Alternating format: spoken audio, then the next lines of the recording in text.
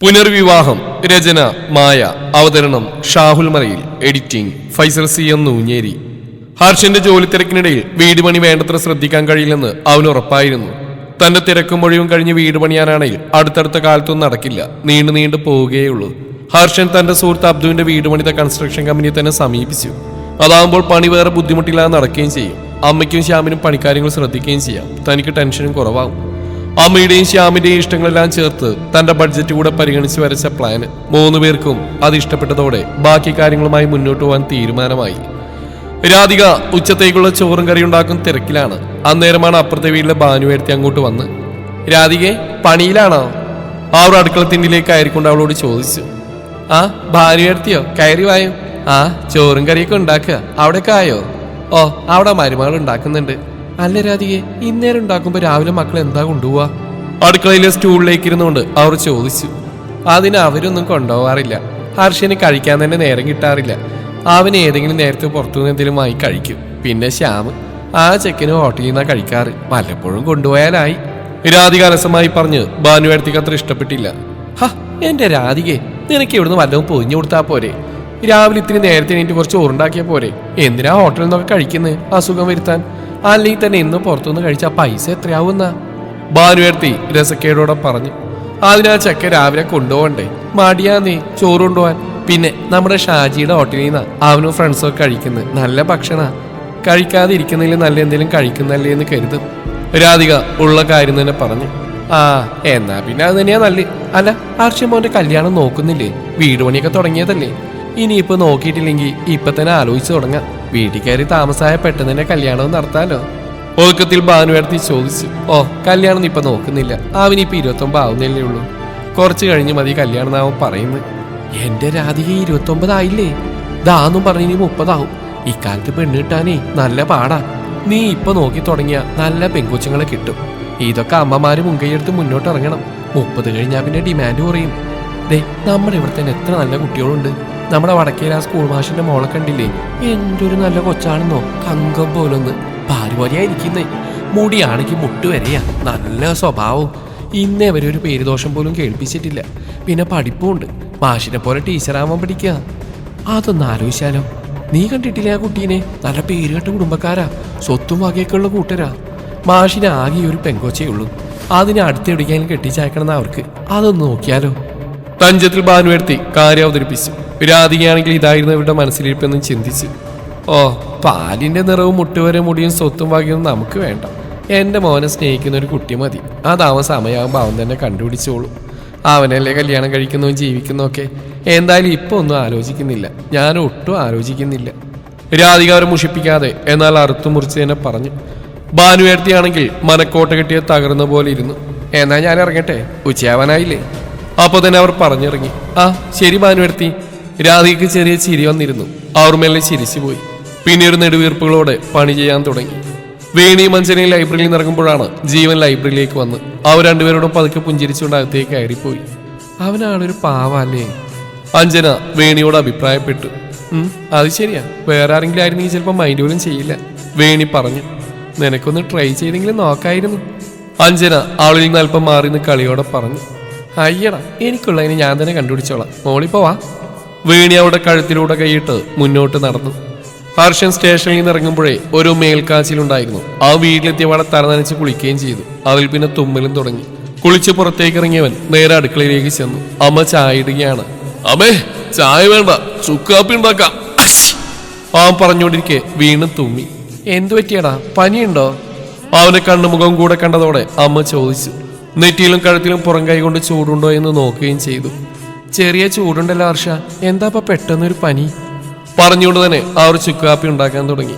ഹർഷനൊന്നും മിണ്ടാതെ അമ്മയോട് ചേർന്ന് നിന്നു. അവന് തലവേദന എടുത്ത് തുടങ്ങിയിരുന്നു. ചൂട് കാപ്പി അവിടെ നിന്ന് തന്നെ കുടിക്കുന്നതിനിടയിൽ രാധിക റൂമിൽ പോയി ബാം എടുത്തുകൊണ്ട് വന്നു. അമ്മ തന്നെ അതവന്റെ നെറ്റിയിലും തൊണ്ടയിലും പുരട്ടിക്കൊടുത്തു. നാളേക്ക് മാറുമെന്ന് നോക്കാം. രാത്രി കുറച്ച് കഞ്ഞി മാത്രമാണ് അവൻ കുടിച്ചത്. അത് കഴിഞ്ഞ വാള അവൻ കിടന്നു. രാത്രിയിൽ എപ്പോഴോ ദേഹം വിറക്കുന്നവൻ അറിഞ്ഞിരുന്നു. പുതപ്പിനുള്ളിൽ മൂടി പുതച്ച് കിടന്നവൻ രാവിലെ രാധിക എണീറ്റപാട് ഹർഷന്റെ റൂമിലേക്കാണ് ചെന്ന്. മൂടി പുതച്ച് കിടക്കുന്നവനെ കണ്ടപ്പോഴേ അവർക്ക് മനസ്സിലായിരുന്നു നല്ല പനിയുണ്ടെന്ന്. വേഗം തന്നെ ചെന്ന് പുതപ്പ് മുഖത്തുനിന്ന് മാറ്റി നെറ്റിയിൽ തൊട്ടു നോക്കി. പൊള്ളുന്ന ചൂട്. അപ്പോൾ തന്നെ അവർ ശ്യാമിന്റെ അടുത്തേക്ക് ചെന്നു. ഇന്ന് ഞായറാഴ്ച ആയതുകൊണ്ട് സമാധാനമായിട്ട് ഉറങ്ങിയാണ് കക്ഷി. വാവേ എണീറ്റ്, ഏട്ടന് നല്ല പനിയുണ്ട്, നീ ചെന്ന് മാറ്റിക്കേ, ഹോസ്പിറ്റലിൽ പോവാം. അവനെ തട്ടിയുണർത്തിക്കൊണ്ട് രാധിക പറഞ്ഞു. ശ്യാം ഉണരാനൊന്നും മടിച്ചെങ്കിലും പിന്നെ പെട്ടെന്ന് തന്നെ എണീറ്റു. കുറഞ്ഞില്ല അമ്മേ? ഇല്ലടാ, നല്ല ചുട്ടു പൊള്ളുന്നുണ്ട്. മഴക്കാലത്ത് മഴ കൊണ്ടാ പോലും പനി വരാത്തവനാ. ഇതിപ്പോ എന്താണാവോ. ഞാൻ വേഗം കുളിച്ചേശും വരാം, നീയും വേഗം മാറ്റിവാ. അത്രയും പറഞ്ഞുകൊണ്ട് തിടുക്കത്തിൽ കുളിച്ചു മാറ്റാനുള്ളതുമെടുത്ത് ബാത്റൂമിലേക്ക് കയറി രാധിക. ശ്യാമേട്ടന്റെ റൂമിലേക്ക് ചെന്നു. ഉണർന്നിട്ടില്ല. അവൻ ഏട്ടന്റെ കഴുത്തിലും നെറ്റിലും കൈവച്ച് നോക്കി. ശരിയാണ്, നല്ല പനി തന്നെയാണ്. അവൻ ഏട്ടനെ ഉണർത്താതെ റൂം വിട്ടു. പിന്നെ ഒന്ന് പല്ലേച്ച് മുഖവും കഴുകി വന്നു. അടുക്കളയിൽ കയറി തിളപ്പിക്കാൻ കുറച്ച് വെള്ളവും സ്റ്റൗവിൽ വെച്ചു. അത് തിളച്ചു വന്നപ്പോൾ കുറച്ച് തേയിലപ്പൊടിയും ചേർത്തിളക്കി. അന്നേരം തന്നെ അമ്മയെ ഒരുങ്ങി വന്നു. ശ്യാം ഉണ്ടാക്കിയ ചായ ഒരു ഗ്ലാസ്സിലേക്ക് കുറച്ച് പകർന്ന് അതുമായി ഹർഷന്റെ റൂമിലേക്ക് പോയി. ശ്യാം മറ്റൊരു ഗ്ലാസ്സിൽ കുറച്ച് ചായ മധുരം ചേർത്ത് കുടിക്കുകയും ചെയ്തു. പിന്നെ ഹോസ്പിറ്റലിൽ പോകാൻ മാറ്റാനായി റൂമിലേക്ക് പോയി. രാധിക ചെന്നപ്പോഴും ഹർഷൻ ഉണർന്നിരുന്നില്ല. അവർ വേഗം അവനെ തട്ടി ഉണർത്തി. ഹർഷൻ അമ്മയുടെ ചുമലിലേക്ക് ചാഞ്ഞിരുന്നു, കുഞ്ഞുകുട്ടിയെ പോലെ. അമ്മ നിർബന്ധിച്ചപ്പോൾ ചായ മെല്ലെ കുടിച്ചു. പകുതി ചായ കുടിച്ച് ബാക്കി മതിയാക്കി പിന്നെ ഒന്ന് ഫ്രഷായി വന്നു. അപ്പോഴേക്കും ശ്യാമും വന്നു. പിന്നെ സമയം കളയാതെ 3 പേര് ഹോസ്പിറ്റലിലേക്ക് ഇറങ്ങി. വേണി എന്നത്തേനേക്കാൾ ലേറ്റായിട്ടാണ് ഉണർന്ന്. ഫ്രഷായി അടുക്കളയിൽ ചെന്നപ്പോൾ അമല അവിടെ ഇരുന്ന് കപ്പയും ചിക്കൻ കറിയും കഴിക്കുന്നുണ്ട്. ഫോണിൽ എന്തൊക്കെയോ റീൽസ് കണ്ടുകൊണ്ടാണ് ആള് കഴിക്കുന്നത്. താൻ വന്നത് അറിഞ്ഞിട്ട് പോലുമില്ല. അവൾ അടുക്കളയിൽ നിന്ന് നേരെ ഉമ്മറത്തേക്ക് പോയി. അമ്മയും അച്ഛനും പൂന്തോട്ടത്തിലുണ്ട്. വർത്തമാനങ്ങൾ പറഞ്ഞുകൊണ്ട് പുതിയ ചെടികൾ നടലും പരിപാലിക്കലുമാണ്. അവൾ അവിടുന്ന് മുന്നിലുള്ള വീട്ടിലേക്കൊന്ന് എത്തി നോക്കി. സാധാരണ ശ്യാം രാവിലെ തന്നെ ഹാജർ വയ്ക്കുന്നതാണ്. ഇന്നിപ്പോൾ കാണാനേ ഇല്ല. ശ്യാം വന്നില്ലേ അമ്മേ? അവൾ അമ്മയോട് വിളിച്ചു ചോദിച്ചു. അച്ഛനും അമ്മയും ഒരുമിച്ച് തിരിഞ്ഞു നോക്കി. അവരെല്ലാവരും ഹോസ്പിറ്റലിൽ പോയിരിക്കുക. ഹർഷന് പനിയാ. നീ ചായ കുടിച്ചോ? ഇല്ല, കഴിക്കാൻ പോവാ പറഞ്ഞുകൊണ്ട് അവൾ അടുക്കളയിലേക്ക് തന്നെ പോയി. അപ്പൊ പോലീസിന് പനിയാണല്ലേ? നിനക്കിന്ന് ക്ലബിലൊന്നും പോവാനില്ലേ? വേണി ഒരു പ്ലേറ്റിലേക്ക് കപ്പയും കറിയും പകർത്തിക്കൊണ്ട് ഇപ്പോഴും ഫോണിൽ ശ്രദ്ധിച്ചിരിക്കുന്നവരോട് ചോദിച്ചു. ശ്യാമയുടെ വന്നിട്ട് പോണം, അവൾ നോക്കാതെ തന്നെ പറഞ്ഞു. അവൾ അവിടെ ഇരുന്ന് കഴിക്കാൻ തുടങ്ങി.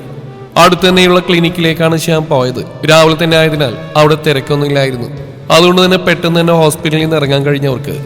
ശ്യാം ഫാർമസിയിൽ നിന്ന് മരുന്നെല്ലാം വാങ്ങി ചെന്നപ്പോൾ കണ്ടത് അമ്മയുടെ മടിയിൽ കിടന്നിറങ്ങുന്ന ഹർഷനെയാണ്. അമ്മ അവന്റെ ചുമലിൽ തട്ടി കൊടുക്കുന്നുണ്ട്. ശ്യാമിന്റെ മുഖത്തൊരു കുഞ്ഞു പുഞ്ചിരി വിരിഞ്ഞു. ഇങ്ങനെ ഒരു കാഴ്ച അത്യപൂർവമാണ്. അസുഖം എന്തെങ്കിലും വരുമ്പോഴാണ് ഏട്ടൻ സ്വതവേയുള്ള ഗൗരവമെല്ലാം വിട്ട് അമ്മയുടെ കുഞ്ഞു മാത്രമായി മാറുന്നു. ആ സമയം തന്നെക്കാൾ കുഞ്ഞായി മാറും. വാവേ, ഏതെങ്കിലും ഹോട്ടലിൽ നിന്ന് കഴിക്കാൻ എന്തെങ്കിലും വാങ്ങിച്ചു പോവാം, പിന്നെ കുറച്ച് പൊടിയരിയും വാങ്ങാം. അവൻ ഡ്രൈവിംഗ് സീറ്റിലേക്ക് ഇരുന്നു. വാങ്ങിച്ച മരുന്നുകളെല്ലാം അമ്മയുടെ കയ്യിലേക്ക് കൊടുക്കുന്നതിനിടയിൽ പറഞ്ഞു. ഹോട്ടലിൽ നിന്ന് വാങ്ങിക്കണ്ടമ്മേ, സന്ധ്യേൻ്റെ വിളിച്ചിരുന്നു. പുറത്തുനിന്ന് കഴിക്കാൻ നിൽക്കണ്ട, അവിടെ ഉണ്ടാക്കിയിട്ട് കഴിക്കാവുള്ളൂ എന്ന് പറഞ്ഞു. ആണോ? എന്നാ പിന്നെ വേഗം വീട്ടിലേക്ക് പോവാം. ശ്യാം കാറ് മുന്നോട്ടെടുത്തു. 10-15 മിനിറ്റ് കൊണ്ട് അവർ വീട്ടിലെത്തി. ഹർഷൻ ഉണർത്തി അകത്തേക്ക് കയറി. ഹർഷൻ അപ്പോൾ തന്നെ ബെഡിലേക്ക് കിടന്നു. ശ്യാമും രാധികയും ഡ്രസ്സെല്ലാം മാറ്റി വന്നപ്പോൾ തന്നെ സന്ധ്യയും വേണിയും കുറച്ച് പാത്രങ്ങളിൽ ആഹാരവുമായി ചെന്ന് അങ്ങോട്ടേക്ക്. വരുന്ന കണ്ടപ്പോഴേ ഞങ്ങൾ കഴിക്കാനുള്ളെല്ലാം കൊണ്ടിങ്ങ് പോകുന്നു. ഹർഷന് കുറച്ച് കഞ്ഞി ഉണ്ടാക്കിയിട്ടുണ്ട്, ആരും കഴിച്ചതല്ലോ. സന്ധ്യ ആഹാരമെല്ലാം ടേബിളിലേക്ക് വെച്ചു. എന്തേലും ഹോട്ടലിൽ നിന്ന് വാങ്ങിച്ചു വരാന്നാ കരുതി. അപ്പോഴാ വാവ് പറഞ്ഞ് നീ കഴിക്കാനുണ്ടാക്കിയിട്ടുണ്ടെന്ന്. രാധിക ഒരു ചിരിയോടെ പറഞ്ഞു. ശ്യാം അപ്പോൾ തന്നെ കഴിക്കാനിരുന്നു. ഡോക്ടർ എന്ത് പറഞ്ഞു? മരുന്നെല്ലാം വാങ്ങിച്ചില്ലേ? മരുന്നൊക്കെ വാങ്ങി, നല്ല റെസ്റ്റ് എടുക്കാൻ. ഇന്ന് അവിടെ അഡ്മിറ്റ് ആക്കാന്ന് പറഞ്ഞതാ. ചെക്ക സമ്മതിക്കാഞ്ഞിട്ടാ. ഇനിയിപ്പോ ഈ പനിയോ നേരാവണ്ണം മാറും മുമ്പേ ഡ്യൂട്ടിന്നും പറഞ്ഞു പോവും, രാധിക പറഞ്ഞു. പിന്നെ സന്ധ്യ കൊണ്ടുവന്ന കഞ്ഞിയിൽ കുറച്ച് ഉപ്പും ചേർത്ത് ഇളക്കി. എന്നാ നിങ്ങൾ കഴിക്ക്, ഞാൻ ചെല്ലട്ടെ. വേണി, നീ വരുന്നില്ലേ? രാധികയോട് യാത്ര പറഞ്ഞ് വേണിയോട് ചോദിച്ചു. ഞാൻ കുറച്ച് കഴിഞ്ഞ് വരാമ്മ. ശ്യാമിനോട് വർത്തമാനം പറയുന്നവൾ അവിടുന്ന് പറഞ്ഞു. സന്ധ്യ ഇറങ്ങിയതോടെ രാധിക കഞ്ഞിയുമായി ഹർഷന്റെ റൂമിലേക്ക് പോയി. ഇത് കഴിച്ചിട്ട് വേണം മരുന്ന് കഴിക്കാൻ. രാധിക ഹർഷനെ വിളിച്ചെഴുന്നേൽപ്പിച്ച് കഞ്ഞി കുടിപ്പിച്ചു. പിന്നെ അപ്പോൾ തന്നെ രാവിലെ കുടിക്കാനുള്ള മരുന്നും കഴിപ്പിച്ചു. പിന്നെ മുറി വിട്ട് പോന്നു. ആമയിലില്ലേ മോളെ ഇവിടെ? വേണിയുടെ അടുത്തേക്ക് ചെന്നോട് ചോദിച്ചു. അവനെപ്പോഴേ ക്ലബിലേക്ക് പോയി. ഇവനെ കാത്ത് കുറച്ചേരം ഇരുന്നതാ, പിന്നീട് പോകുന്നു. ഞാനും പോവാ, എന്തെങ്കിലും ആവശ്യമുണ്ടെങ്കിൽ വിളിച്ചാൽ മതി അമ്മേ. അമ്മയോട് പറഞ്ഞുകൊണ്ട് കഴിച്ചെണീറ്റവൻ പറഞ്ഞു. പിന്നെ കയ്യും വായും കഴുകി പുറത്തേക്ക് പോയി. വേണിയോട് ഓരോന്ന് പറഞ്ഞുകൊണ്ട് രാധികയും കഴിക്കാനിരുന്നു. അന്നേരമാണ് ഹർഷൻ അമ്മയെ വിളിച്ചത്. രാധിക എഴുന്നേൽക്കാൻ തുടങ്ങിയെങ്കിലും വേണി അവരെ തടഞ്ഞു. ആന്റി കഴിക്ക്, ഞാൻ ചെന്ന് നോക്കാം. അവൾ ഹർഷന്റെ റൂമിലേക്ക് ചെന്ന് നോക്കിയപ്പോൾ അവൻ ബെഡിലിരിക്കുകയാണ്. ചെറിയ മടിയും പേടിയും ഉണ്ടായിരുന്നെങ്കിലും അവൾ അകത്തേക്ക് കയറി. അമ്മയെ പ്രതീക്ഷിച്ചവൻ അവളെ കണ്ട് നെറ്റി വിളിച്ചു. അമ്മയോടെ അവൻ ക്ഷീണിച്ച സ്വരത്തിൽ ചോദിച്ചു. ആന്റി ബ്രേക്ക്ഫാസ്റ്റ് കഴിക്കാണ്, എന്തെങ്കിലും ആവശ്യമുണ്ടോ? അവൻ ബെഡിനോട് ചേർന്ന ടേബിളിലെ ജഗ് കാണിച്ചു പറഞ്ഞു. കുറച്ച് വെള്ളം വേണം. ആ, ഇപ്പൊ എടുത്തുകൊണ്ട് വരാം. അവൻ പറഞ്ഞപ്പോഴേ അവൾ ജഗ്ഗും എടുത്തുകൊണ്ട് മുറി വിട്ടു. ആന്റിയോട് ചോദിച്ചുകൊണ്ട് അടുക്കളയിലെ തിളപ്പിച്ചാറ്റി വെച്ച വെള്ളം ജഗ്ഗിൽ നിറച്ചുകൊണ്ട് ഒരു ഗ്ലാസ് കഴുകിയെടുത്ത് അവന്റെ അടുത്തേക്ക് ചെന്നു. അവൻ ഇരിക്കുക തന്നെയാണ്. വേണി ഗ്ലാസ്സിലേക്ക് വെള്ളം പകർന്ന് അവന് നീട്ടി. ഹർഷൻ പതിയെ അവളിൽ നിന്ന് ആ ഗ്ലാസ് വാങ്ങിച്ചു.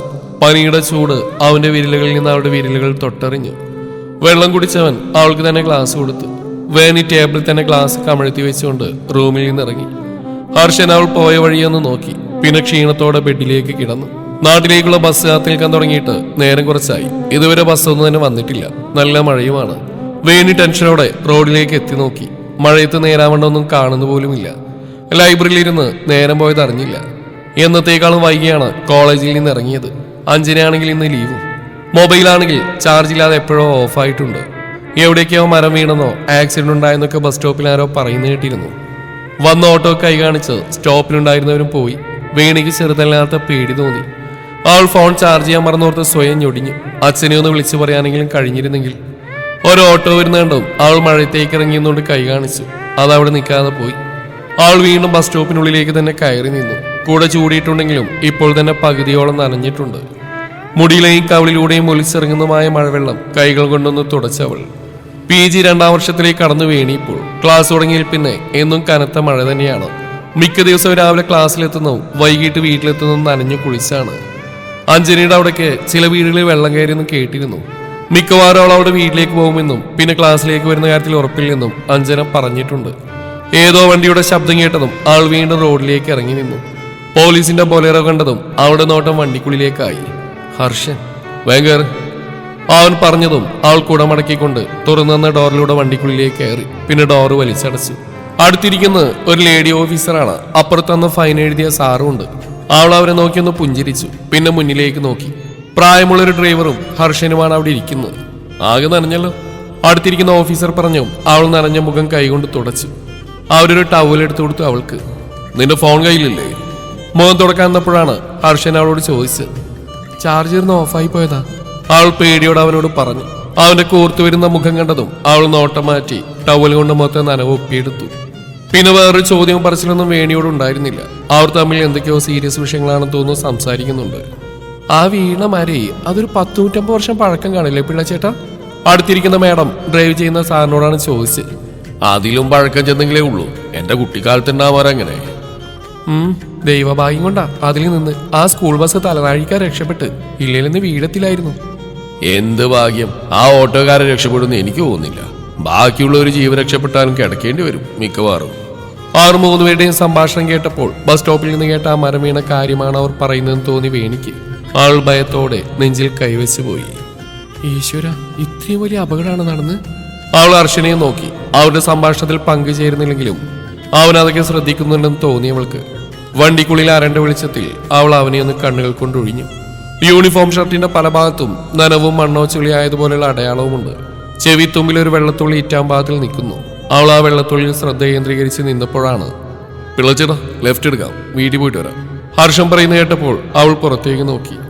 ടൗണിൽ നിന്ന് വീട്ടിലേക്കുള്ള വഴിയിലേക്ക് തിരിഞ്ഞിട്ടുണ്ട്. അവൾ അവനെ വീണ്ടും നോക്കി. എന്തൊരു ഗൗരവം ഇയാൾക്ക്. ഒരു കുഞ്ഞു ചിരി പോലും മുഖത്തോ കണ്ണിലോ ഇല്ല. അവൾക്ക് ആദ്യമായി അവനിലൊരു കൗതുകം തോന്നി. പെട്ടെന്ന് ഓർമ്മ വന്ന പോലെ അവൾ അവന്റെ ചെവിത്തുമ്പിലേക്ക് നോക്കി. ചെവിത്തുമ്പിലെ വെള്ളത്തുള്ളി കാണുന്നില്ല. ഇവിടെ നിർത്ത്, അവൻ പറഞ്ഞതും വണ്ടി വേണിയുടെ വീടിന്റെ ഗേറ്റിന് കുറച്ച് മാറി ഒതുക്കി നിർത്തി. വീടെത്തിയെന്ന് മനസ്സിലായതും വേണി ബാഗ് തോളിലേക്കിട്ട് കുടയും കയ്യിൽ പിടിച്ചവനെ നോക്കി. അവന് തന്നെ കൂർപ്പിച്ച് നോക്കുകയാണ്. അവളുടെ മുഖം തെല്ലൊന്ന് വീർത്തു. ഞാനെന്താ വല്ല കള്ളിയോ ക്രിമിനലാണോ എപ്പോഴും ഇങ്ങനെ കൂർപ്പിച്ച് നോക്കാൻ? അവൾ മനസ്സിൽ ഞൊടിഞ്ഞുപോയി. ഫോൺ ആവശ്യത്തിന് ചാർജ് ഉണ്ടോ നോക്കിയിട്ട് ഇനി വീട്ടിൽ നിന്ന് ഇറങ്ങിയാൽ മതി. അതിന് എവിടേക്കായാലും. വേണിക്ക് മനസ്സിലായോ ഞാൻ പറഞ്ഞു? അവൻ ചോദിച്ചു. അവൾ പതിയെ തലകുലുക്കി. മനസ്സിലായി. മറ്റു പോലീസുകാരുടെ മുമ്പിൽ വെച്ച് അവൻ പറഞ്ഞത് അവൾക്ക് അത്ര ഇഷ്ടപ്പെട്ടില്ലെങ്കിലും പറഞ്ഞു. എന്നറിയിക്കോ. കേട്ടതേ അവൾ ഡോർ തുറന്ന് കുട തുറന്ന് പിടിച്ച് വണ്ടിയിൽ നിന്ന് ഇറങ്ങി. പിന്നെ അവരേക്ക് നോക്കി മെല്ലെ ചിരിച്ചുകൊണ്ട് വീട്ടിലേക്ക് നടന്നു. ഗേറ്റ് തുറന്ന് അവൾ അകത്തേക്ക് കയറിയതും കണ്ടു വണ്ടി തിരിച്ചു വന്ന വഴിയെ പോകുന്നത്. അവളെ വീട്ടിലാക്കാൻ മാത്രമായി വന്നാണ് അവൻ അങ്ങോട്ടെന്ന് മനസ്സിലായതും ഞൊടിഞ്ഞുകൊണ്ടിരുന്ന അവളുടെ മനസ്സ് ഞൊടിയാൻ മറന്ന് അമ്പരന്ന് പോയി. അവൻ വീട്ടിലേക്ക് വരുന്നുണ്ടാവുമെന്നാണ് അവൾ ഇത്രയും നേരം കരുതിയത്. വണ്ടി കണ്ണിൽ നിന്ന് മായുന്നവരെ അവൾ അവിടെ നോക്കി നിന്നു. പിന്നെ ഗേറ്റ് അടച്ച് വീട്ടിലേക്ക് നടന്നു. ഉമ്രവാതിൽ അടഞ്ഞിടക്കുകയാണ്. മഴയായതുകൊണ്ടാണ്. ഇല്ലയിൽ എപ്പോഴും തുറന്നിടക്കേ ഉണ്ടാവും. മഴ ഇപ്പോഴും കുറഞ്ഞിട്ടില്ല. അവൾ ചെരുപ്പഴിച്ചു വെച്ച് ഉമ്രത്തേക്ക് കയറി. കുടയടച്ച് ചുമരോട് ചാരി വെച്ചു. പിന്നെ ബാഗ് അഴിച്ചു വെച്ച് തിണ്ടിലേക്ക് വെച്ച് ചുരിദാറിന്റെ ടോപ്പ് ഒന്ന് കുടഞ്ഞു. അപ്പോഴേക്കും മുൻവാതിൽ തുറന്നു. ചേച്ചി വന്നു അമ്മേ, ചേച്ചി വന്നു.